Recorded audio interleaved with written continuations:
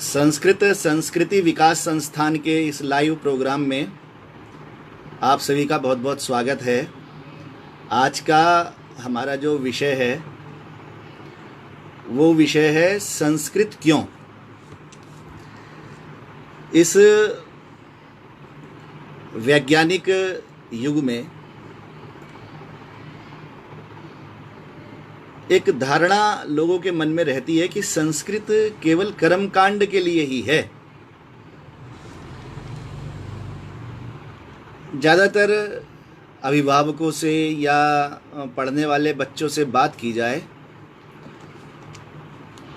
तो संस्कृत के प्रति एक अनास्था का वातावरण सब में रहता है। तो उस प्रसंग में आज का विषय बड़ा महत्वपूर्ण है कि हम इस पे चर्चा करें कि भाई ये संस्कृत क्यों पढ़नी चाहिए। तो उसमें मैं कुछ आपको सूत्र दे रहा हूँ। उसमें जो आज का पहला सूत्र है वो है कि संस्कृत भारत की आत्मा है।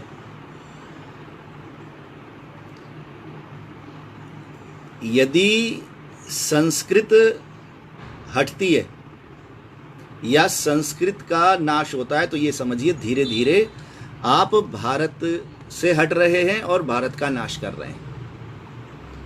छोटी छोटी बातें हम चर्चा में लेंगे कि जितनी प्रादेशिक भाषाएं हैं हमारी, सारी प्रादेशिक भाषाओं की आप वर्णमाला देखो। छोटी छोटी बातों से हम शुरू करेंगे।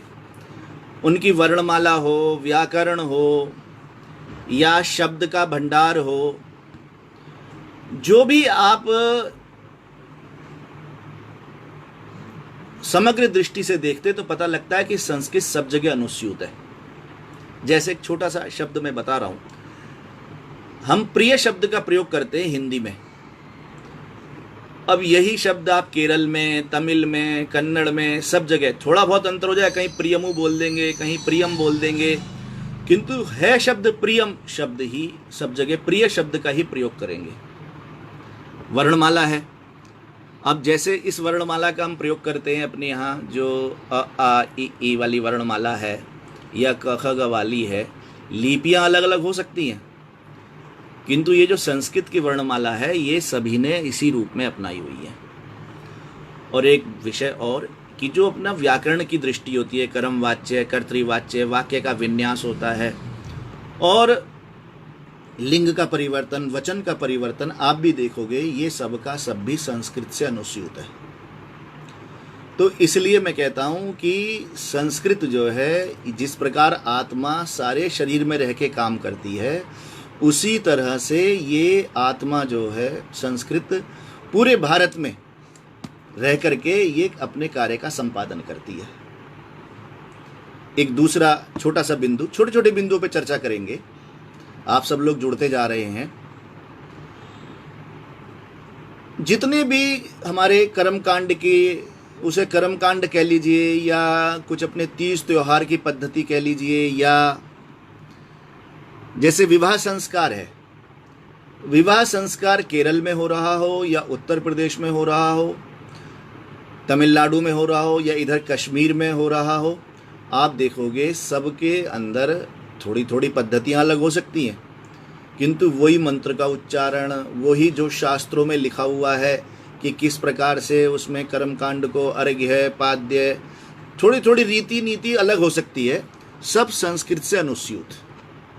तो पूजा पद्धतियां भी हम लोगों की सब संस्कृत से, पूरे भारत की। और एक बात मैं कहना चाहता हूं, कई बार अन्य भाषाओं के लोग संस्कृत का विरोध करने लगते हैं नासमझी के कारण, किंतु आप देखो तो उनके नाम भी संस्कृत में ही हैं। कई बार हम देखते हैं कि संस्कृत के लिए उधर तमिलनाडु से विरोध के स्वर आने लगते हैं, तो आपको आश्चर्य होगा कि नाम तो उनके भी संस्कृत वाले शब्दों के रखे हुए हैं। वहाँ के दो बड़े प्रसिद्ध मुख्यमंत्री हुए करुणानिधि, जयललिता जी, दोनों के नाम आप देखो हैं सब संस्कृत के शब्दों से ही। वहाँ के नगरों के नाम देखो सब संस्कृत के शब्दों के। तो जो हमारे नाम भी रखे जा रहे हैं वो भी सारे संस्कृत वाले ही हैं। इसलिए मैं बार बार कहता हूँ कि संस्कृत ही भारत की आत्मा है। एक बात और,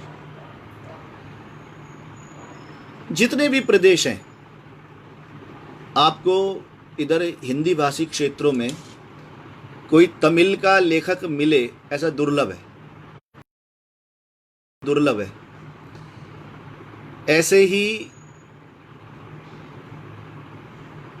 असम में तमिल का लेखक मिल जाए ये दुर्लभ है, किंतु संस्कृत के लेखक उत्तर प्रदेश हो, केरल हो, तमिलनाडु हो, चाहे आप इस समय की बात कर रहे हैं हम या प्राचीन काल की बात करते हैं, भास हुए, भवभूति हुए, कालिदास हुए, मम्मट हुए, कल्लण हुए, संस्कृत के अनेकानेक लोग, कोई किसी राज्य में हुआ, कोई किसी राज्य में हुआ।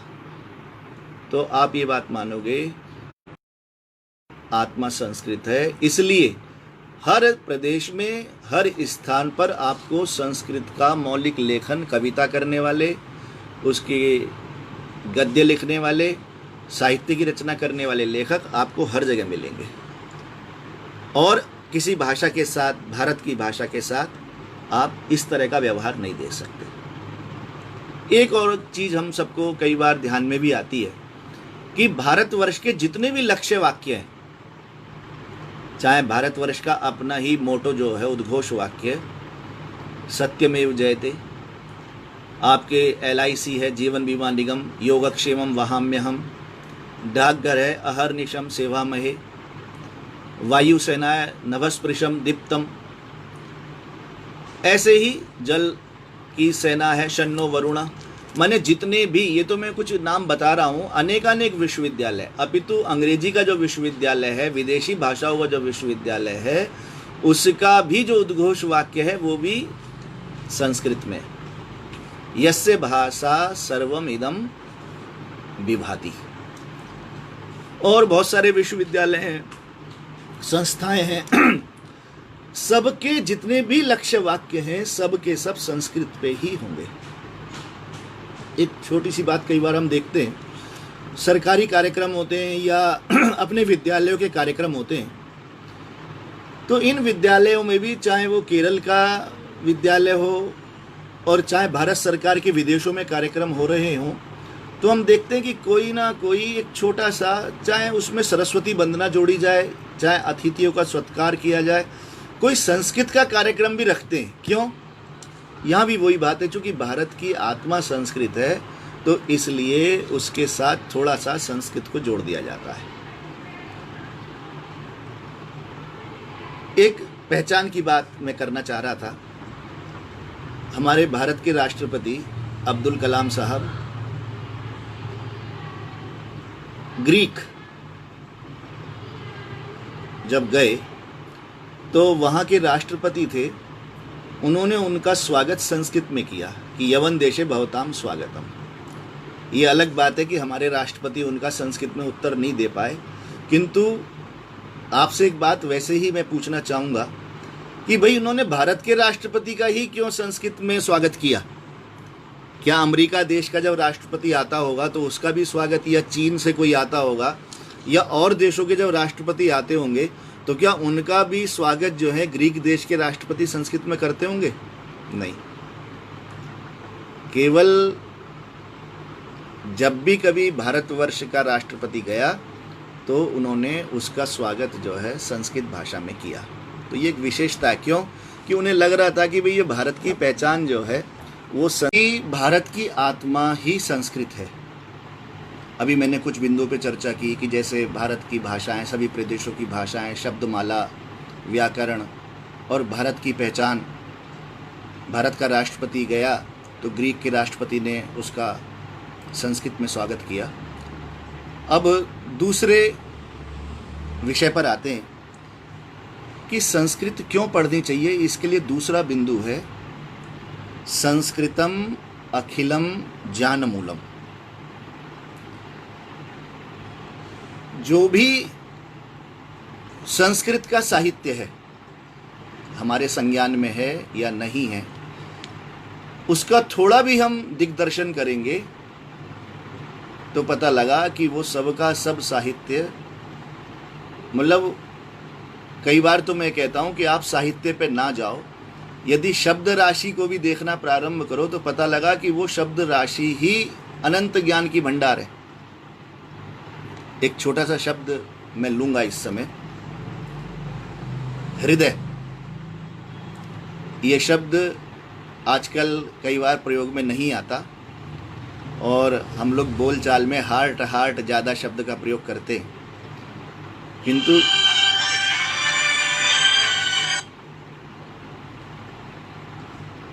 हाँ, दोबारा लाइव कर दिया है, वो बीच में नेटवर्क कट गया था। हेलो,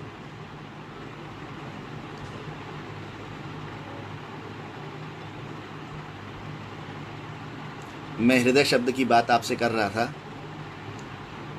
हृदय शब्द के जो 3 अक्षर हैं, री, द और य, ये तीनों अक्षर इस प्रकार के हैं कि भारत का जन सामान्य भी, मतलब मैं कई बार कहता हूँ कि जो व्यक्ति पढ़ा लिखा नहीं है और सामान्य कुछ भी काम कर रहा है, किंतु वो भी बोलचाल में इन शब्दों का प्रयोग कर लेता है।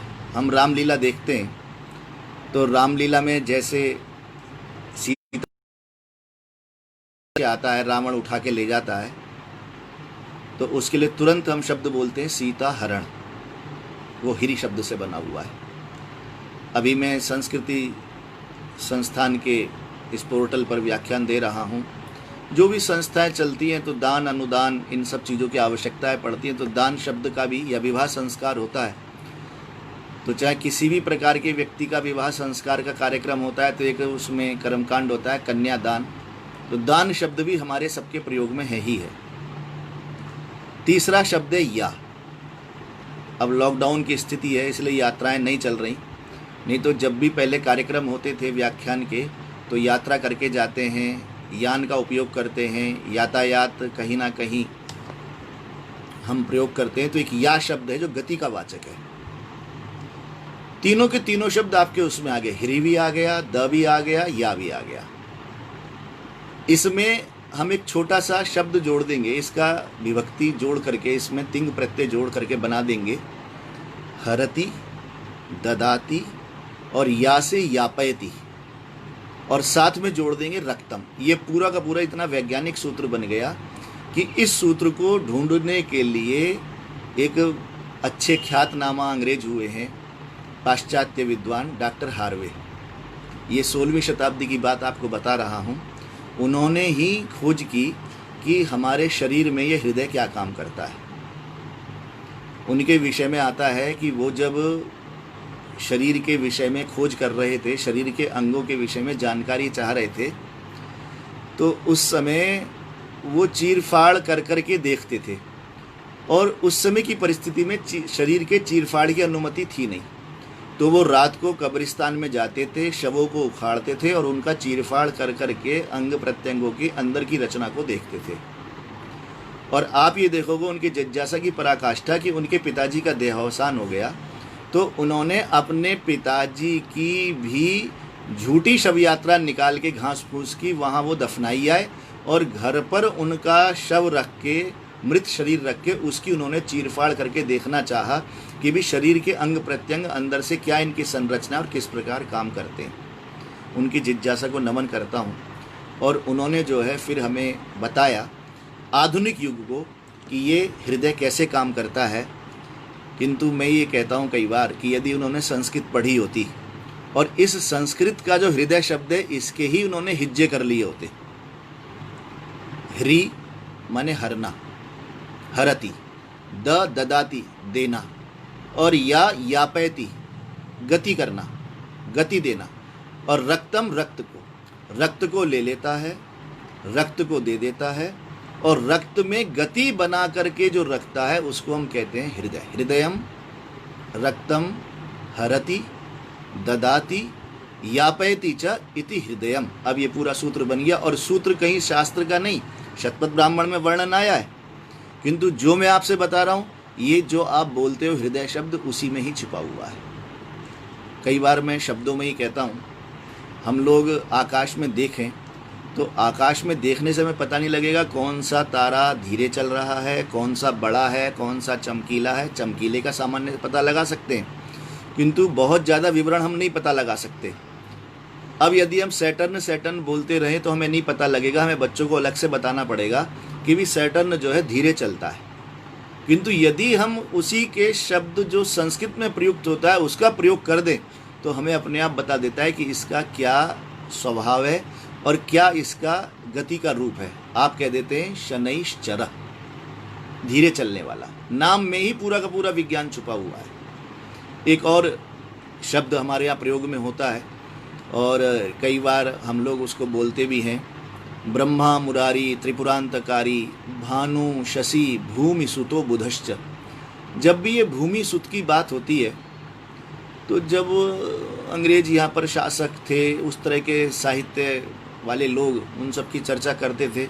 वो कहते थे ये सब गडरियों के गीत हैं कि ये जो है सूर्य का पुत्र शनि है और पृथ्वी का पुत्र मंगल है, ये जो हमारे ज्योतिष शास्त्र में कुछ वर्णन लिखा हुआ है, और चंद्रमा का पुत्र बुध है। ये सब गडरियों की बातें, इन सब में कुछ रखा नहीं है। ये तो गाय भैंस चरा रहे थे, मन में कुछ सेक्सुअल भावना आ गई तो ऊपर देख देख के कहने लगे कि भाई ये तो जो है इसका ये माँ है, ये पिता है, ये छोटा सा जो दिख रहा है इसका बच्चा है। इस तरह की कल्पनाओं का उन्होंने आक्षेप किया।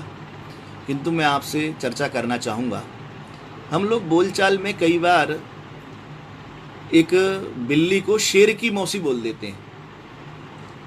तो आप बताएंगे कि क्या वो शेर की असली वाली मौसी है क्या? शेर की असली वाली मौसी घर पे आ जाए तो क्या हाल होगा? किंतु शेर की जो मौसी कही जा रही है वो तो हमारे घरों में घूम ही रही है। ऐसी एक सांप की मौसी भी हमारे घर में घूमने लगती है। और कई बार हम शब्दों में वैसे ही कह देते हैं चोर चोर मौसेरे भाई, या किसी के लिए वर्णन करते कि ये तो उसका ताऊ है। तो एक बात बताइए, ये मौसेरे, ताऊ या मौसी, ये इस तरह के जब हम शब्दों का प्रयोग कर रहे हैं तो इनका कहने का ढंग और है, किंतु जो वाच्य है, जो हम कहना चाह रहे हैं वो और होता है।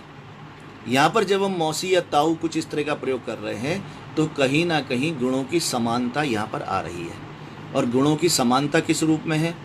वो समानता इस रूप में है कि जो प्रजाति पूरी की पूरी शेर की है उसमें बिल्ली भी आती है, तो इसलिए उसे कह दिया कि भाई ये जो शेर की मौसी है। ऐसी जो सांप की मौसी है, सांप जैसे जीव निकालती रहती है। या जब भी हम मुहावरा बोलते हैं चोर चोर मौसेरे भाई, तो यहाँ आपको पता लग रहा है कि संबंधवाचक शब्द जो हैं वास्तव में संबंध को नहीं बता रहे, अपितु ये गुण सादृश्य को बता रहे हैं। तो ऐसे ही जब हमारे शास्त्रों में कहा गया कि भाई ये जो है भूमि सुत है मंगल, भौमवार, मंगलवार के लिए राजस्थान में मैं गया तो वहाँ पर एक प्रयोग करते हैं भौमवार। तो ये भौम शब्द भूमि सुत मंगल के लिए कहा जाना, ये जो आज हम इतना खोज करने के बाद जान पा रहे हैं। कई बार ऐसा होता है कि रविवार को, अब तो बहुत सारे विषय, कोरोना का विषय ही आ गया, नहीं तो जब पहले कोई विषय नहीं होता था तो समाचार पत्र वाले रविवार के दिन या और किसी दिन मंगल ग्रह के बारे में बताने लगते हैं कि भी यदि कहीं भी जल हो सकता है इस पूरे सौर मंडल में तो मंगल पे मिलेगा। चंद्रमा पे उनको आशा नहीं है, किंतु मंगल पे हो सकता है जल हो। जब जल होगा तो ऑक्सीजन की भी कुछ ना कुछ उपलब्धता हो सकती है। इस तरह की कल्पनाएं की गई, किंतु ये कहा गया कि भाई है तो, किंतु थोड़ा। अब जब हम इसी को अलंकारिक रूप में कहेंगे तो हम कहेंगे भाई पृथ्वी जैसा है तो, किंतु वो थोड़ा उससे कम है। तो इसी चीज को हमारे यहाँ कह दिया गया भूमि सुत, भूमि का पुत्र। अब आप अपने आप देख सकते हो कि कितने वैज्ञानिक तरीके से केवल एक शब्द कह के कि भूमि सुत, कि भूमि जैसा है, इस बात को यदि हम कह देते तो कितना बड़ा विज्ञान का रहस्य प्रकट हो जाता है। तो मैं तो कई बार कहता हूँ कि हम शास्त्र नहीं पढ़ रहे, कोई ग्रंथों का अध्ययन नहीं कर रहे, किंतु यदि केवल संस्कृत के शब्दों को ही सुरक्षित रखते चले जा रहे हैं तो हमारे पास बहुत बड़ी विज्ञान की थाती सुरक्षित हो जाती है। ऐसे ही हम सूरज के लिए सप्तरश्मि शब्द का प्रयोग करते हैं, और कई बार आप मंदिरों में देखते होंगे कि सूरज के 7 घोड़े बनाए जाते हैं। तो मैं कई बार प्रश्न पूछ देता हूँ कि भी एक बात बताओ, क्या पत्थर कम था कि 7 ही घोड़े उन्होंने निकाले, या चित्रकार जब बनाने लगा तो 7 ही घोड़े बनाए, उसका रंग ख़त्म हो गया या कागज़ कम पड़ गया? जब 7 बन सकते थे तो 18 भी बन सकते थे और भी ज़्यादा बन सकते थे, किंतु नहीं। जब हम वैज्ञानिक दृष्टि से देखते हैं तो जो सूर्य की दृश्यमान रश्मियां हैं वो 7 हैं। तो इससे स्पष्ट हो गया कि हमारे शास्त्रों में जो सप्तरश्मि, सप्ताश्वः, इस प्रकार के शब्द कहे गए, ये एक वैज्ञानिक उसका स्वरूप प्रकट कर रहे थे। ऐसे ही एक शब्द है, हम शुक्र के लिए कहते हैं, वीनस कहेंगे तो वो बात स्पष्ट नहीं होगी, किंतु यदि आप शुक्र कहते हैं तो शुक्र का अर्थ ही होता है चमकने वाला। आप देखिए कि शब्दों के अंदर ही पूरा का पूरा विज्ञान। अब दुर्भाग्य है कि जहाँ हमारी शिक्षा पद्धति बिगड़ती चली जा रही है, वहीं हम वार्तालाप में भी जो हमारे संस्कृत निष्ठ शब्द थे उनका प्रयोग धीरे धीरे बंद करते जा रहे हैं। तो ये जहाँ हमारी भाषा की अशुद्धता हो रही है वो अलग बात है, मान के चलिए कि हम अपनी विज्ञान की छाती को भी अपने से दूर करते चले जा रहे हैं। तो इसलिए मैंने एक सूत्र यहाँ पर आपके सामने बोला कि संस्कृतम अखिलम ज्ञान मूलम। संस्कृत जो अखिल है, पूरी की पूरी संस्कृत ज्ञान का मूल है। चाहे वैदिक साहित्य हो, बौद्ध साहित्य हो, जैन साहित्य हो, जो भी कोई साहित्य है, अपितु बहुत सारा साहित्य है। आपने नाम सुना होगा, अभी रामायण महाभारत तो चली है, किंतु हमारे यहाँ वैज्ञानिक भी ग्रंथ हैं, जैसे आपका विमान शास्त्र, बृहद विमान शास्त्र है, यंत्रारणव है, रसारणव है, ऐसे अनेकानेक ग्रंथ जिन पर काम होना बहुत शेष है अभी, और धीरे धीरे अब काम प्रारंभ भी हो रहा है। तो इस प्रकार जितने भी ग्रंथ हैं वो सारे के सारे विज्ञान से पूरित। और यदि आप और दृष्टि से देखो, भाई अर्थशास्त्र का अध्ययन करो, आप शुक्र नीति सार का अध्ययन करो, या आप प्रबंध शास्त्र में गीता का ही अध्ययन करो, या आप आयुर्वेद में सुश्रुत संगीता का, चरक संगीता का अध्ययन करो, या आप आर्यभट्टियम का, बृहद संगीता का ज्योतिष शास्त्र में प्रयोग करो, अध्ययन करो, तो ये सारे के सारे जो ग्रंथ राशि है, ये सब की सब संस्कृत से अनुस्यूत है और ज्ञान विज्ञान से भरी हुई है। इसके बाद एक और बात जो मैं कहना चाहूँगा कि यदि आपको ऐतिहासिक अध्ययन करना है तो चाहे वो ताम्रपत्र हो और चाहे वो हमारे शिलालेख हों, जो भी, या हमारी पांडुलिपियाँ हों, ये सब के सब संस्कृत में ही हैं।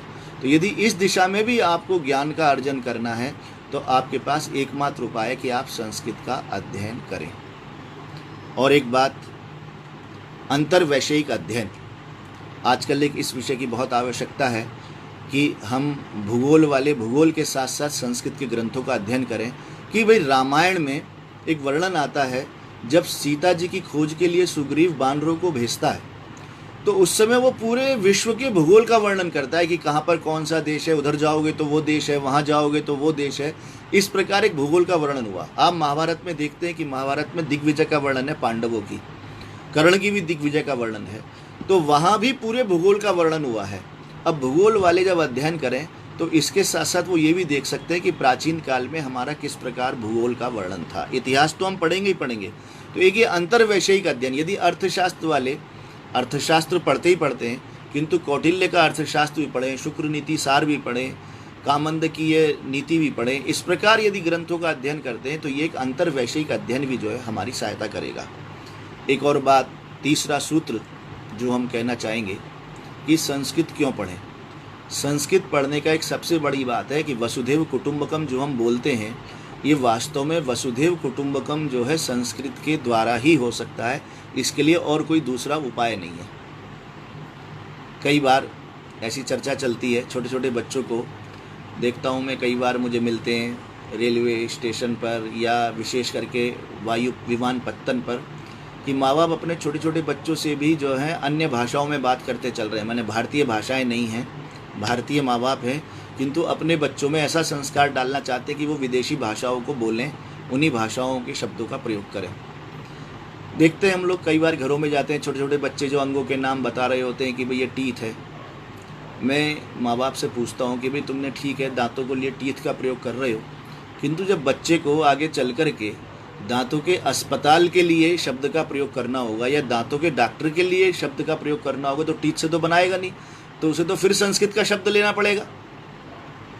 तो फिर वही बोलेगा डेंटिस्ट, डेंटल।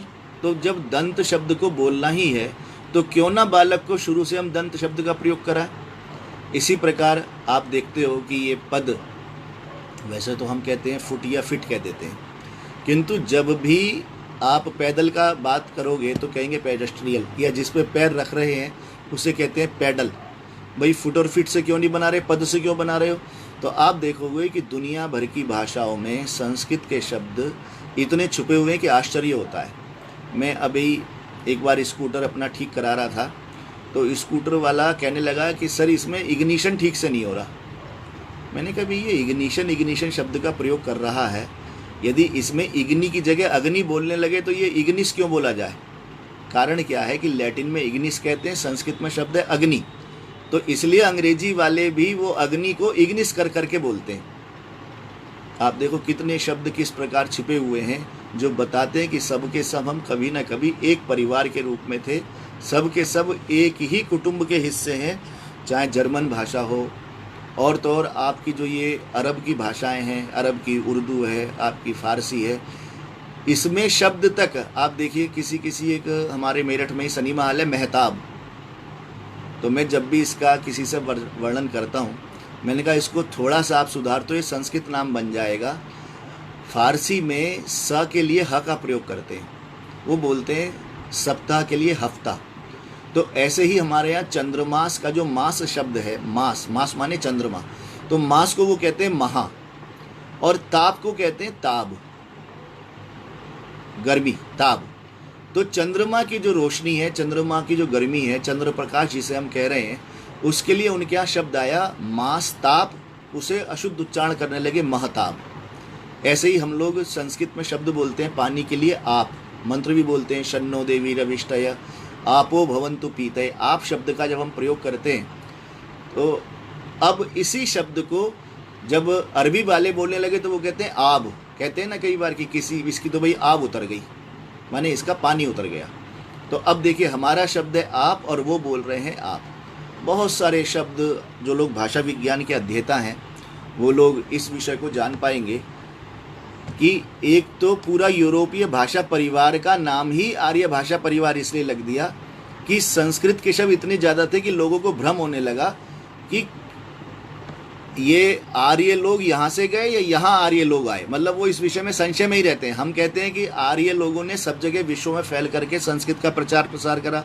वो कहते हैं कि बाहर चूंकि संस्कृत के शब्द इतने ज़्यादा हैं तो लगता है कि उन लोगों ने वहाँ से घूमते घूमते भारतवर्ष में आए।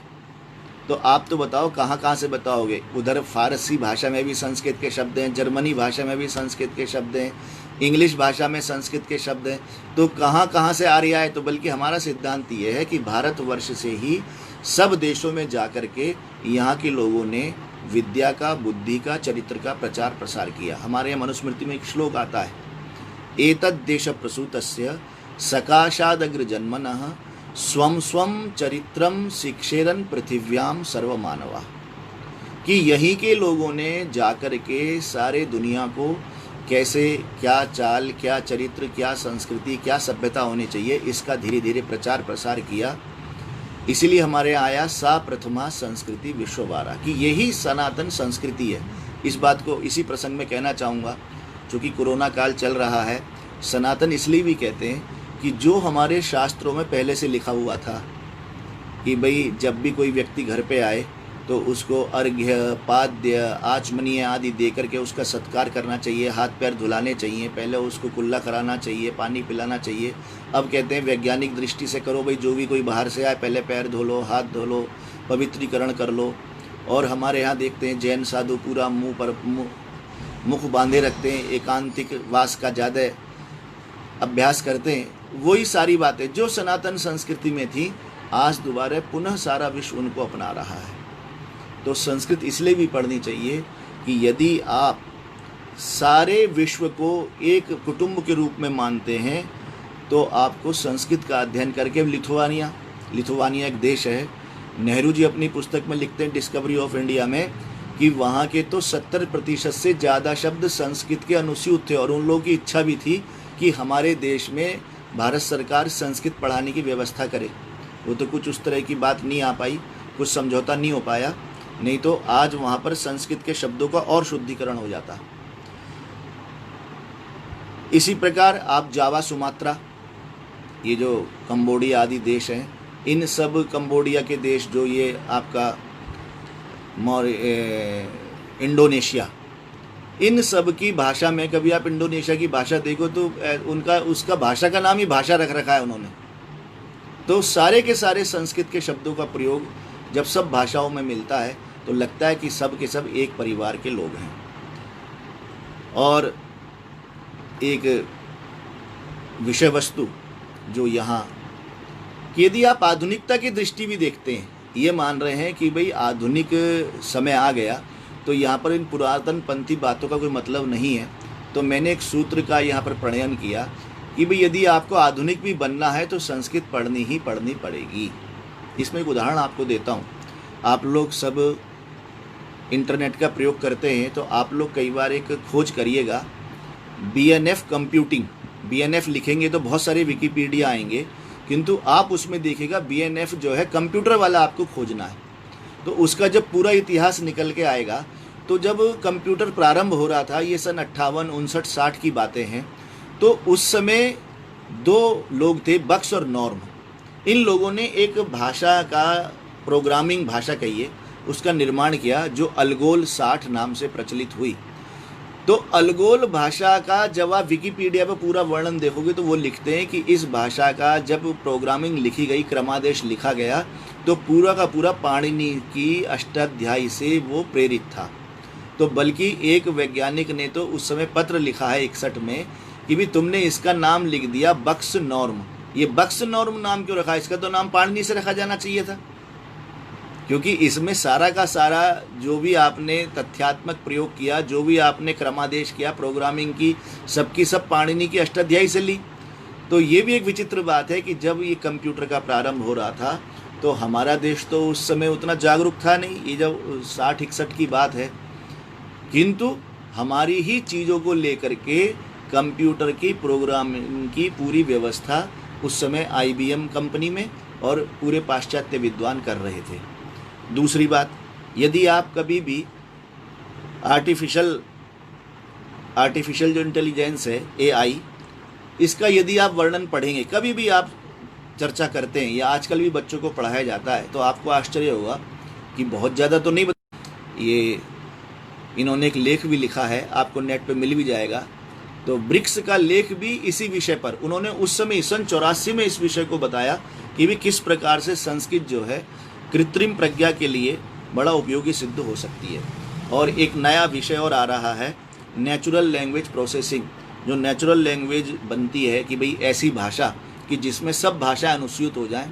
तो बल्कि एक व्यक्ति, एक विद्वान तो कह भी रहे थे कि पाणिनि का व्याकरण केवल संस्कृत के लिए नहीं है, ये तो आप जिस किसी भाषा पे इसे घटाएंगे उस भाषा पर ये व्याकरण घटना प्रारंभ हो जाएगा।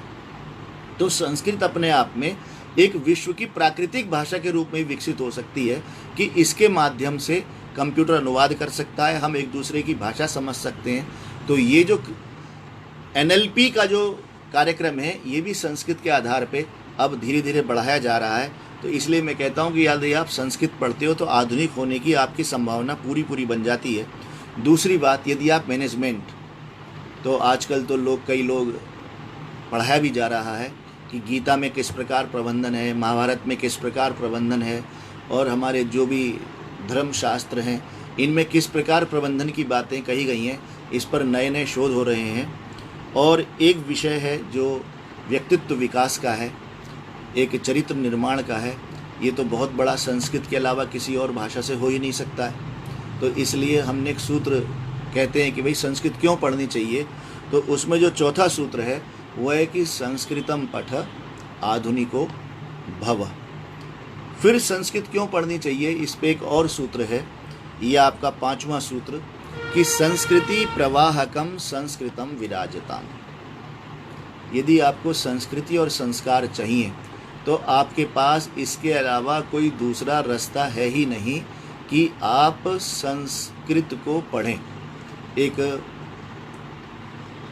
उदाहरण आपको देना चाहूँगा। मैं नेहरू जी की किताब जब भारत की खोज, डिस्कवरी ऑफ इंडिया, हिंदुस्तान की कहानी के नाम से वो भी बिकती है, तो उसमें वो वर्णन कर रहे हैं कि ये जो चीनी यात्री आए थे, फाइयान, हिंग सान, इत सिंह, इन लोगों ने भारत में आने से पहले 1 साल पहले जावा सुमात्रा इंडोनेशिया का जो हिस्सा है वहाँ गए, बाली द्वीप में गए और वहाँ पर इन्होंने पहले 1 साल संस्कृत का अध्ययन किया और फिर आकर के वो भारतवर्ष में यहाँ पर आए और नालंदा आदि जो उस समय के बड़े बड़े विश्वविद्यालय थे वहाँ पर उन्होंने अध्ययन किया और फिर यहाँ से लेके भी गए। आज भी चीन में इन सब लोगों के जो ग्रंथ हैं या इन सब लोगों की जो आश्रम है वो आज भी विद्यमान है। जब अपने आदरणीय प्रधानमंत्री गए थे तो इनके आश्रमों में भी गए थे और इनका लिया जो यहाँ से साहित्य ले गए वो भी चीन में सुरक्षित है। तो ये लोग अपने साहित्य में, अपने यात्रा वर्णन में लिखते हैं कि भाई भारतवर्ष में तो कहीं ताले ही नहीं लग रहे, भारतवर्ष में तो कहीं चोरी जारी भी नहीं हो रही है। बिल्कुल, ये तो जिसे हम बोलचाल की भाषा में राम राज्य कहते हैं वो तो राम राज्य का वर्णन नहीं कर रहे, किंतु वो तो ये लिखते हैं कि यहाँ ताले का प्रयोग नहीं हो रहा और चोर यहाँ पर चोरी नहीं कर रहे हैं। तो मैं तो बार बार ये कहता हूँ कि यदि संस्कृत उसी प्रकार का माध्यम बन जाए जैसे पहले था कि भाई भारतवर्ष में पढ़ने से पहले, भारतवर्ष में कोई बाहर का व्यक्ति या यहाँ के व्यक्ति भी पढ़ाई लिखाई करते हैं तो उन्हें उससे पहले संस्कृत पढ़नी पड़ेगी, तो आप ये मानिए कि वही वर्णन फिर प्रारंभ हो जाएगा कि यहाँ तो ताले लगने बंद हो जाएंगे और यहाँ, और अब आप ताले क्या लोहे के गेट लगा दीजिए, उसके बाद चोर ताला लगा दीजिए, फिर भी आप सशंकित रहेंगे कि पता नहीं हम यदि नहीं होंगे तो पीछे क्या हो जाएगा। तो ये अभाव है। संस्कृत जैसे जैसे घटती जाएगी संस्कृति और संस्कार घटते चले जाएंगे और संस्कृत जैसे जैसे बढ़ती चली जाएगी आपका संस्कारों की मात्रा, चरित्र की मात्रा उसी रूप में आपको समाज में दिखाई देने लगेगी। और एक सूत्र है आगे, परम वैभवम नेतुम अद्य स्वराष्ट्रम। यदि भारतवर्ष का परम वैभव चाहिए तो भी हमारे पास एक ही रास्ता है, वो संस्कृत। हम देखते हैं जिन जिन महापुरुषों ने संस्कृत का आश्रय लेकर के और सामाजिक जीवन में उतरे, जैसे महर्षि दयानंद, आप उनके पत्र व्यवहार को पढ़ो, उनके जीवन चरित्र को पढ़ो, तो उन्होंने जहाँ अपने आप संस्कृत और वैदिक व्याकरण का अध्ययन किया, वेदों का अध्ययन किया, वहीं वो लोगों को बार बार प्रेरित कर रहे हैं कि भाई संस्कृत पढ़ो। मेरठ में उनके कई पत्र व्यवहार उन्होंने लिखे कि भी मैंने अब संस्कृत की पुस्तकें लिख दी हैं, रईस लोगों ने संस्कृत पढ़नी प्रारंभ की या नहीं की, बड़ी प्रेरणा देते थे। और छोटी छोटी वेदांत प्रकाश के नाम से उन्होंने पुस्तकें भी लिखी। तो उनका महात्म्य आज देखते हैं हम कि पट्टाभी सीता रमैया लिखते हैं अपने इतिहास में कि जब भारत स्वतंत्र हुआ तो इसमें 85% जो है ऋषि दयानंद से प्रेरित व्यक्तियों की संख्या थी जो भारत के आज़ादी के आंदोलन में, स्वतंत्रता संग्राम के आंदोलन में भाग ले रहे थे। इसी प्रकार जब हम बात करते हैं स्वामी विवेकानंद जी की, तो स्वामी विवेकानंद जी तो अंतिम दिन की भी उनकी घटना आती है कि वो अपने शिष्यों को अष्टाध्यायी का पाठ करा रहे थे, अष्टाध्यायी का अध्ययन करा रहे थे। और ये नियम है रामकृष्ण मठ में कि यदि आपको उनका संन्यास ग्रहण करना है तो संस्कृत का अध्ययन करना ही करना पड़ेगा।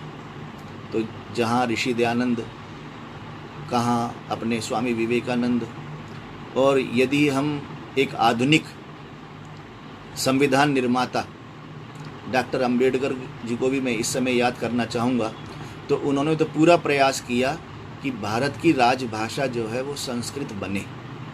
क्यों? क्योंकि उनके मन में कहीं था कि यदि भारत को एक सूत्र में रखना है, भारत को दोबारा जोड़ना है, तो उसका एकमात्र साधन जो है वो संस्कृत है।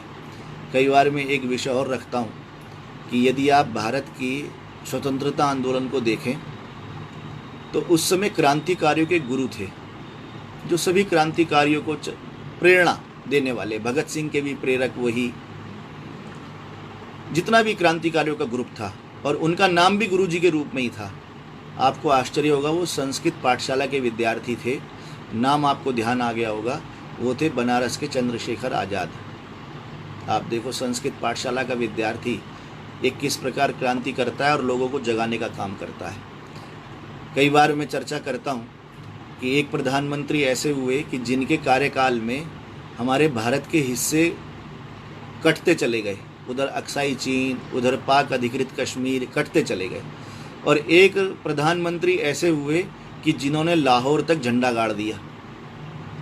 आपको उनके नामों से भी अंतर पता लग जाएगा, उनके अध्ययन की प्रणाली से अंतर पता लग जाएगा एक थे कैम्ब्रिज तीर्थ के, दूसरे थे काशी तीर्थ के, काशी विद्यापीठ के। शास्त्री उनके नाम के साथ लगा हुआ है। तो आप अपने आप देख सकते हो कि एक संस्कृत का अध्यापक जो काशी विद्यापीठ का पढ़ा हुआ था वो लाहौर तक झंडे गाड़ देता है, और एक दूसरा जो कैम्ब्रिज का पढ़ा हुआ है वो जो है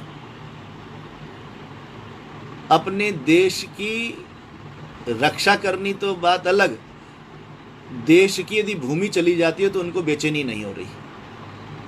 देश के हिस्से कटते जा रहे हैं, उनको बेचैनी नहीं हो रही, उनको व्याकुलता नहीं हो रही। तो ये जो एक विषय, यदि संस्कृत का अध्यापक है तो वो किस प्रकार का पराक्रम कर सकता है, संस्कृत का विद्यार्थी है वो किस प्रकार का पराक्रम कर सकता है। एक विषय जो आपके संज्ञान में कुछ के नहीं भी हो सकता कि भारतीय स्वतंत्रता संग्राम में, ठीक है महात्मा गांधी जी का बहुत बड़ा योगदान है, किंतु अंग्रेज़ों को जाने के लिए विवश करने की जो सबसे बड़ी घटना है वो थी आज़ाद हिंद फौज के द्वारा भारत पर आक्रमण, और फिर आज़ाद हिंद फौज के जो सैनिक थे उन पर मुकदमा चलना, और उस मुकदमे के कारण से जो भारत की नौसेना थी उसके द्वारा विद्रोह कर देना। तब फिर लगा कि भाई अब यदि भारत में रहेंगे और सेना ने विद्रोह कर दिया तो फिर समस्याएं हो सकती हैं। तो अंग्रेज़ों ने बुद्धिमत्ता की कि भाई हम जो सत्ता का हस्तांतरण है वो बिना किसी मार काट के बहुत स्वाभाविक रूप से कर देते हैं, तो वो हमारे लिए भी भलाई का काम रहेगा। किंतु उस सब के पीछे जो मूल चीज़ थी वो थी सुभाष चंद्र बोस के द्वारा संचालित आज़ाद हिंद सेना। तो सुभाष चंद्र बोस के बारे में हम लोग सब जानते हैं, किंतु ये भी सबको पता होगा कि उन्होंने ICS परीक्षा, जो आजकल IAS कहलाती है, उसकी परीक्षा उन्होंने दी। और आपको आश्चर्य नहीं होना चाहिए कि उनके वैकल्पिक विषयों में संस्कृत एक विषय था।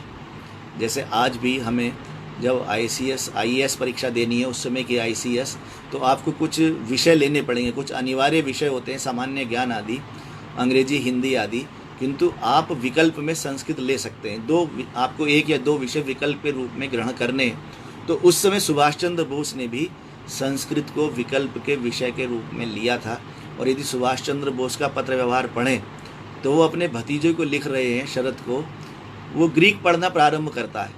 तो वो कह रहे हैं कि भाई यहाँ पर, वो विदेश में उस समय पढ़ते थे, वो कह रहे हैं कि यहाँ पर जो है कैम्ब्रिज में, यहाँ तो लोग संस्कृत पढ़ रहे हैं। उस समय कीथ जो थे वो संस्कृत साहित्य का इतिहास लिख रहे थे।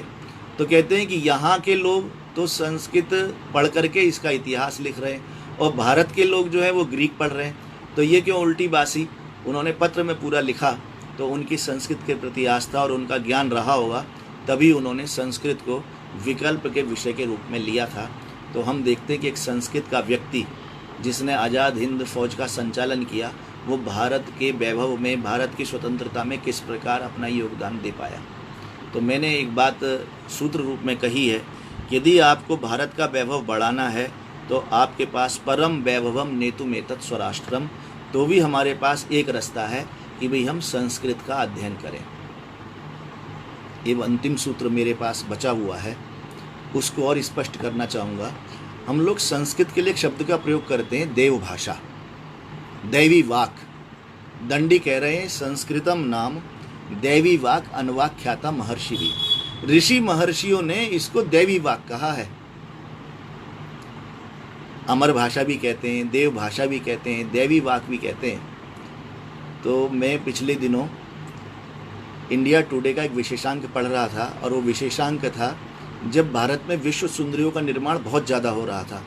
ये ऐश्वर्या राय, युक्ता मुखी, सुष्मिता सेन, उसी समय ये भारत से विश्व सुंदरियाँ, ब्रह्मांड सुंदरियाँ तैयार हो रही थी। तो भारत में एक पूरा उद्योग तैयार हो गया था जो विश्व सुंदरी निर्माण काम में लगा हुआ था। तो इंडिया टुडे का विशेषांक उसी विषय पर था। तो वो बता रहा था कि बहुत सारे वहाँ पर विभाग होते हैं, कोई वस्त्रों को तैयार कर रहा है, कोई आँख नाक कान शरीर के ढांचे को पूरा तैयार कर रहा है, कोई उनकी चाल ढाल, कोई बालों पर लगा हुआ है। अलग अलग लोग अलग अलग ढंग से विश्व सुंदरी को तैयार कर रहे हैं। तो उसमें ही एक विभाग है जो इस काम को करता है कि इन्हें श्लोकों का उच्चारण कराया जाए, संस्कृत के शब्दों का उच्चारण कराया जाए। और इसका कारण भी वो लिखते हैं कि भी ये जो आँख नाक काल बाल हैं, दांत हैं, शरीर का ढांचा है, कपड़े हैं, चाल ढाल है, तो सारी दुनिया कर ही लेगी, किंतु जो जो ओरा वैयक्तिक आभा जो है, देवी आभा है, वो कैसे आए? तो उन्होंने खोज की कि यदि हम संस्कृत के शब्दों का उच्चारण करते हैं, संस्कृत के श्लोकों का, मंत्रों का उच्चारण करते हैं, तो हमारे शरीर के चारों तरफ, आकृति के चारों तरफ एक आभा मंडल, ओरा, देवी आभा मंडल उत्पन्न हो जाता है। इसीलिए इस भाषा को कहा गया देवी वाक। आप यदि नेट पर ढूंढेंगे तो महर्षि महेश योगी के साथ कई वैज्ञानिक लगे हुए थे और उन्होंने खोज की है कि जो परिणाम ध्यान लगाने का, जो परिणाम प्राणायाम करने का, वही परिणाम यदि कोई व्यक्ति संस्कृत बोलता है तो उसको उपलब्ध हो जाता है। इसका कारण भी मैं थोड़ा सा आपको स्पष्ट करना चाहूँगा कि यदि आप जैसे बोलते हैं रामः वनं गच्छति, तो रामः, जैसे ही आपने रामः कहा तो आपका जो है क्या हुआ, एकदम से एक भस्रिका, रामः, थोड़ा श्वास निकला। वनं जैसे आपने कहा तो आपका नासिका वाला जो अनुलोम विलोम है वो अपने आप होना प्रारंभ हुआ। और जब आप अधिक से अधिक विसर्ग और अनुस्वार का प्रयोग करते हैं तो वो सूक्ष्म रूप से आपको प्राणायाम के लाभ देने लगते हैं। तो ये जो बात कही जाती है कि संस्कृतम नाम दैवी वाक अनवाख्याता महर्षि भी, तो 7 सूत्र मैंने आज आपको बताया कि संस्कृत क्यों पढ़नी चाहिए। पहला सूत्र है, दोहरा करके अपनी बात समाप्त करूंगा, कि संस्कृत जो है भारत की पहचान है, भारत की आत्मा है। इसलिए और जगह जगह आप देखेंगे संस्कृत अनुस्यूत है, व्यक्तियों में अनुस्यूत है, प्रदेशों में अनुस्यूत है, राज्यों में अनुस्यूत है, हमारे कर्मकांडों में अनुस्यूत है, हमारे रीति रिवाजों में अनुस्यूत है। तो संस्कृत जो है भारत की आत्मा। दूसरी बात, संस्कृत का केवल ग्रंथ और वाङ्मय ही नहीं अपितु शब्द शब्द जो है वो ज्ञान विज्ञान से भरा हुआ है। इसलिए संस्कृतम अखिलम ज्ञान मूलम। तीसरी बात, यदि हम वसुधैव कुटुंबकम, सारे विश्व को एक कुटुंब के रूप में देख रहे हैं, तो हमें जानना होगा कि किस प्रकार से अनेक भाषाओं में, चाहे जर्मन हो, अंग्रेजी हो, लैटिन हो, ग्रीक हो, लिथुआनिया की भाषा हो या जावा सुमात्रा की भाषा हो, सब जगह जो संस्कृत के शब्द बिखरे हुए हैं, ये आपको स्पष्ट कर रहे हैं कि आप एक कुटुंब के, एक परिवार के ही व्यक्ति हैं। सारा विश्व जो है एक परिवार है, एक कुटुंब है। और यदि आप आधुनिकता में भी देख रहे हैं तो कंप्यूटर का ज्ञान हो या कृत्रिम प्रज्ञा, इसको आप जानना चाहते हैं या इसमें आप कुछ प्रगति करना चाहते हैं, प्रबंधन का विषय है, व्यक्तित्व विकास का विषय है, इन सब विषयों में भी संस्कृत आपकी पूरी तरह से सहायता करती है। तो इसलिए मैंने एक सूत्र यहाँ पर, चौथा सूत्र, संस्कृतम पठ आधुनिको भव। और बात आती है संस्कृति संस्कारों की, चरित्र की, तो फिर है संस्कृति प्रवाहकम संस्कृतम विराजताम। यदि संस्कृत पढ़ेंगे तो संस्कृति संस्कार जो है अपने आप आता चला जाएगा। और यदि आपको राष्ट्र का वैभव करना है तो जिन जिन महापुरुषों ने राष्ट्र के वैभव में योगदान दिया, तो हम देखते हैं कहीं ना कहीं वो संस्कृत से जुड़े हुए थे। चाहे वो स्वामी दयानंद थे, चाहे महर्षि आपके विवेकानंद जी थे, या अम्बेडकर साहब थे, भारत रत्न अम्बेडकर जी थे, या हमारे क्रांतिकारियों के गुरु चंद्रशेखर आज़ाद हैं, या लाल बहादुर शास्त्री भारत के प्रधानमंत्री, या हमारे जो भारत की स्वतंत्रता में अप्रतिम योगदान देने वाले सुभाष चंद्र बोस हैं। ये सब लोग संस्कृत से कहीं ना कहीं अनुप्राणित और संस्कृत से जुड़े हुए लोग रहे हैं। और देखते हैं कि भारत राष्ट्र की वैभव में, उन्नति में इनका योगदान अप्रतिम है और वो चिरस्मरणीय रहेगा। और अंतिम बात जो मैंने आपको भी बताई थी कि ये दैवी वाक है, इसका यदि प्रयोग करते हैं तो एक दिव्यता, एक दिव्य गुण हमारे साथ जुड़ जाते हैं। इन सब बातों के साथ मैंने स्पष्ट करने का प्रयास किया कि दोबारा से भारतवर्ष को संस्कृत को मुख्य धारा में ला करके जो लक्ष्य है जगत गुरु का, वो प्राप्त करना चाहिए, क्योंकि इसके अलावा कोई दूसरा रास्ता नहीं है जिसके द्वारा भारत जगत गुरु का, विश्व गुरु का पद प्राप्त कर सके। एक ही रास्ता है, संस्कृतम संस्कृतम संस्कृतम। आपने मेरी बात को ध्यान से सुना, आपका बहुत बहुत धन्यवाद। और संस्कृत संस्कृति संस्थान ने भी यह अवसर उत्पन्न किया, इसके लिए मैं उसके सारे पदाधिकारियों का, विनोद जी का और सब लोगों का बहुत बहुत आभार व्यक्त करता हूँ। इसी के साथ ओम शांति शांति शांति।